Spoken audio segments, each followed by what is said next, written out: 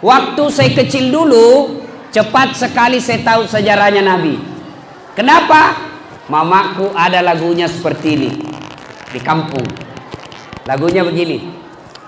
Pada zaman dahulu kala, pada zaman jahiliyah.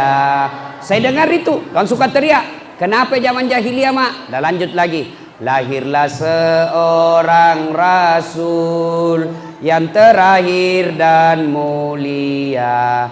Siapa namanya, Mak? Nabi Muhammad namanya. Namanya ibunya siapa, Mak? Siti Aminah ibunya. Bapaknya siapa? Abdullah nama ayahnya. Di mana tinggal? Balikpapan atau Tanjung Selor?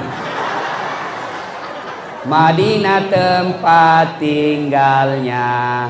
Terus kenapa Mima? Setelah dewasa diangkat menjadi rasul. Siapa yang angkat? Ketua panitia atau gubernur? Oleh Allah yang kuasa. Allah itu siapa, Mak? Pencipta alam semesta dulu.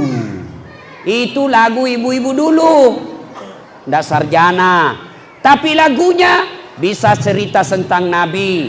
Dari sebaik lagu itu kita tahu siapa Nabi terakhir, siapa mamanya, siapa bapaknya, di mana tinggal, apa tugasnya. Bahkan dalam lagu itu ada tauhid di dalamnya. Siapa Allah? Pencipta alam semesta.